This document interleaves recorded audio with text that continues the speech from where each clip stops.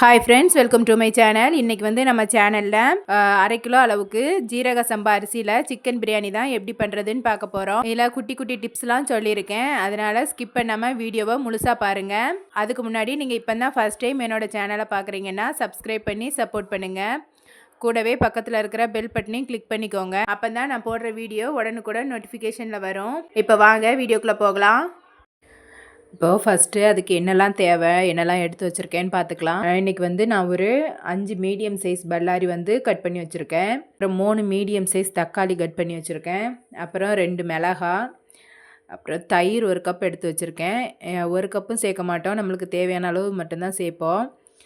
இஞ்சி பூண்டு பேஸ்ட்டு, 1 கைப்பிடி அளவுக்கு புதினா, 1 கைப்பிடி அளவுக்கு மல்லி இலை. அதுக்கப்புறமா சிக்கன் வந்து மசாலா எல்லாம் சேர்த்து ஊற வச்சுருக்கிறேன். எண்ணெய்லாம் சேர்த்து ஊற வச்சுருக்கேன்னு பார்க்கலாம். 1 ஸ்பூன் மிளகாத்தூள், 1 ஸ்பூன் கரம் மசாலா. நான் இன்றைக்கி வந்து 1/2 கிலோ அளவுக்கு சிக்கன் எடுத்திருக்கேன், அதுக்கு தான் இந்த அளவுகள்லாம் சொல்கிறேன். நீங்கள் ஒருவேளை சிக்கன் வந்து கூட எடுத்திருந்தீங்க இல்லை குறை எடுக்கிறீங்கன்னா அதுக்கு ஏற்ற மாதிரி இந்த மசாலாவோட அளவுகளையும் கூட்டி குறைச்சி சேர்த்துக்கோங்க. 2 ஸ்பூன் தயிர், 1 ஸ்பூன் இஞ்சி பூண்டு பேஸ்ட், இது எல்லாம் சேர்த்து நல்லா மிக்ஸ் பண்ணிக்கோங்க. அவ்வளோதான், எல்லாம் சேர்த்து மிக்ஸ் பண்ணியாச்சு. இது வந்து ஒரு 10 நிமிஷம் நல்லா ஊறட்டும். அதுக்கப்புறமா இந்த ஹோல் கரம் மசாலா எல்லாம் எடுத்து வச்சுருக்கேன். 1 பிரிஞ்சி இலை, 3 ஏலக்காய், 4 கிராம்பு, 1 பட்டை, 2 ஸ்டார் பூ, இதெல்லாம் எடுத்து வச்சுருக்கேன்.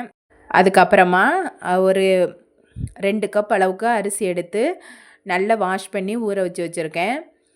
அளவு பார்த்திங்கன்னா 1/2 கிலோ அரிசி, 1/2 கிலோ சிக்கன், 1/2 கிலோ எடுத்திருக்கேன். அது கூடவே 1 ஸ்பூன் அளவுக்கு பிரியாணி மசாலா, 1 ஸ்பூன் கரம் மசாலா, 2 ஸ்பூன் வத்தல் பொடி எடுத்துக்கோங்க. இப்போ வந்து வாங்க பிரியாணி எப்படி பண்ணுறதுன்னு பார்க்கலாம். 2 டேபிள் ஸ்பூன் எண்ணெய் எடுத்துக்கோங்க, எண்ணெய் சேர்த்துக்கோங்க. அது கூடவே 2 ஸ்பூன் அளவுக்கு நெய் சேர்த்துக்கோங்க. இப்போது எண்ணெய் நல்லா காயட்டும். இப்போது எண்ணெய் நல்லா காஞ்சிடுச்சு. இந்த டைமில் நம்ம வந்து வெங்காயம் சேர்த்துக்கலாம்.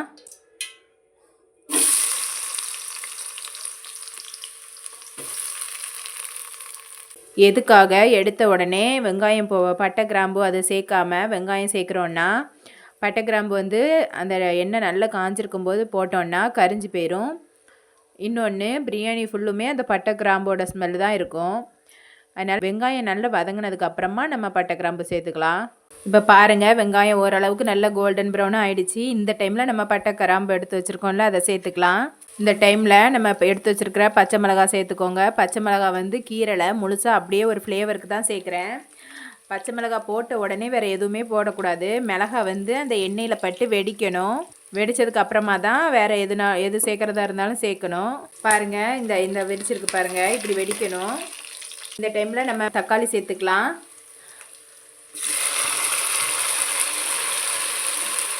தக்காளி சேர்த்து நல்லா வதக்கி விடுங்க.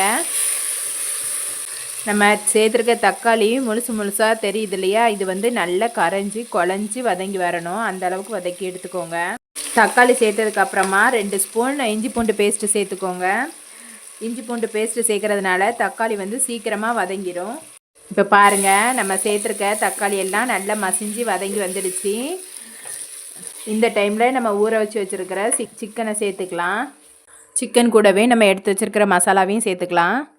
எல்லாம் சேர்த்தாச்சு. இது ஒரு 5 நிமிஷம் அப்படியே எண்ணெயிலே வதக்கி விடுங்க. இந்த சிக்கனை 5 நிமிஷத்துக்கு கைவிடாமல் வதக்கி விட்டுக்கிட்டே இருங்க. எந்த அளவுக்கு சிக்கன் வதங்குதோ அந்த அளவுக்கு பிரியாணி வந்து டேஸ்ட்டாக இருக்கும். இப்போ இது ஒரு 5 நிமிஷம் நல்ல எண்ணெயிலே வதக்கிக்கலாம். சிக்கன் வதக்கும் போதே 1 ஸ்பூன் அளவுக்கு தயிர் சேர்த்து வதக்கிக்கோங்க. 1 டேபிள் ஸ்பூன் அளவுக்கு சேர்த்துக்கோங்க. தயிர் சேர்த்து வதக்கும் போது அது வந்து சீக்கிரம் அடி பிடிக்காது. தயிர் சேர்த்து ஒரு 5 நிமிஷம் நல்லா வதக்கி விடுங்க.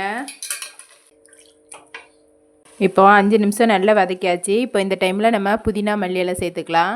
1 கைப்பிடி அளவுக்கு மல்லி இலை, 1 கைப்பிடி அளவு புதினா சேர்த்துக்கோங்க. உங்களுக்கு ரொம்ப இலை கிடைச்சா சேர்த்துக்கோங்க. பிரியாணியோட ஃப்ளேவர் ரொம்ப நல்லாயிருக்கும். இதை சேர்த்து ஒரு நிமிஷத்துக்கு நல்லா வதக்கி விட்டுக்கோங்க. இப்போ பாருங்கள், 5 நிமிஷம் நல்லா வதக்கியாச்சு. நல்ல எண்ணெயிலேயே சிக்கனை வதக்கியாச்சு. இவ்வளோ நேரம் நம்ம வதக்குனதுலேயே அங்கங்கே எண்ணெய் பிரிஞ்சு வர ஆரம்பிக்கும். இந்த டைமில் வந்து நம்ம தண்ணி சேர்த்துக்கலாம். நான் வந்து இந்த கப்புக்கு 2 கப் அளவுக்கு அரிசி எடுத்திருக்கேன். அதுக்கு 3 கப் அளவுக்கு தண்ணி சேர்த்துக்கலாம். நான் வந்து 1/4 மணி நேரத்துக்கு மேலே அரிசியை வந்து ஊற வச்சுருக்கேன். அதனால் இந்த அளவுக்கு தண்ணி சேர்த்துருக்கேன். நீங்கள் ஒருவேளை ஊற வைக்க மறந்துட்டிங்கன்னா 1 கிளாஸ் அரிசிக்கு 2 கிளாஸ் தண்ணி கணக்கு சேர்த்துக்கோங்க. தண்ணி சேர்த்ததுக்கப்புறமா தேவையான அளவு உப்பு சேர்த்துக்கோங்க. பிரியாணிக்கு வந்து எப்போவுமே உப்பு வந்து ஒரு கல் தூக்கலாக இருக்கணும், அந்த மாதிரி சேர்த்துக்கோங்க. இப்போ இது வந்து கொதி வரட்டும், அதுக்கப்புறமா பார்க்கலாம்.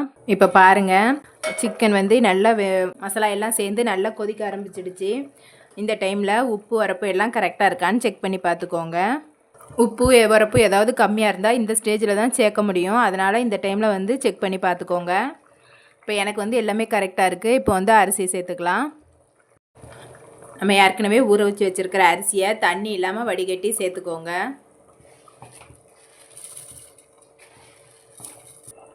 இப்போ அரிசி சேர்த்ததுக்கப்புறமா லேசாக கிளறி விடுங்க. இப்போ இந்த அரிசி வந்து நல்லா வேகட்டும், வெந்து தண்ணியும் அரிசியும் சரிசமமாக வரட்டும், அதுக்கப்புறமா நம்ம தம் போட்டுக்கலாம். இப்போ இது வேக விடுங்க. இப்போ பாருங்கள், அரிசியும் அந்த தண்ணியும் நம்ம சேர்த்துருக்க தண்ணியும் ஒன்போல் வற்றி வந்துடுச்சு. இந்த டைமில் வந்து நம்ம தம் போட்டுக்கலாம். கடைசியாக கொஞ்சமாக புதினா மல்லி இலை சேர்த்துக்கோங்க. இதில் இந்த மாதிரி ஒரு வாழை இலை வச்சுக்கோங்க. வாழை இலை வச்சு செய்யும்போது அந்த ஃப்ளேவர் நல்லாயிருக்கும். இப்போ வந்து தம் போட்டுடலாம். தோசைக்கல்ல ஹீட் பண்ணி அது மேலே பாத்திரம் வச்சு அது மேலே தண்ணி வைப்பாங்க, சுடு தண்ணி வைப்பாங்க. நான் அந்த மாதிரிலாம் போட மாட்டேன். இந்த மாதிரி நல்லா அந்த பாத்திரத்துக்கு நல்லா ஃபிட் ஆகிற மாதிரி ஒரு மூடி எடுத்துட்டு அது மேலே ஒரு வெயிட் மட்டும் போட்டு விட்டுருங்க.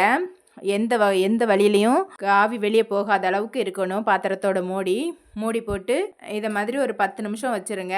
10 நிமிஷத்துக்கு அப்புறமா பார்க்கலாம். அவ்வளோதான். இப்போ வந்து நல்லது 10 நிமிஷம் ஆயிடுச்சு, தம்மெல்லாம் அடங்கிடுச்சு. இப்போ வந்து ஓப்பன் பண்ணி பார்க்கலாம்.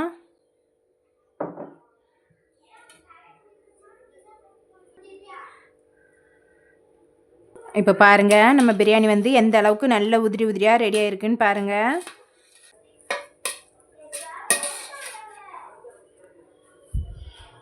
அவ்வளோதான் ஃப்ரெண்ட்ஸ், நம்மளோட சிக்கன் பிரியாணி வந்து அருமையாக ரெடி ஆகிடுச்சு. நீங்களும் இதே மாதிரி இதே அளவுகளோட உங்கள் வீட்டில் செஞ்சு பாருங்கள். செஞ்சு பார்த்துட்டு எப்படி வந்ததுன்னு கமெண்ட்டில் சொல்லுங்கள். என்னோடய வீடியோ உங்களுக்கு பிடிச்சிருக்கும்னு நம்புகிறேன். என்னோடய வீடியோ பிடிச்சதுன்னா என்னோடய சேனலை சப்ஸ்கிரைப் பண்ணி சப்போர்ட் பண்ணுங்கள். என்னோடய வீடியோவுக்கு லைக் போடுங்க, கமெண்ட் பண்ணுங்கள், உங்கள் ஃப்ரெண்ட்ஸ் அண்ட் ஃபேமிலிக்கு ஷேர் பண்ணுங்கள். பாய்.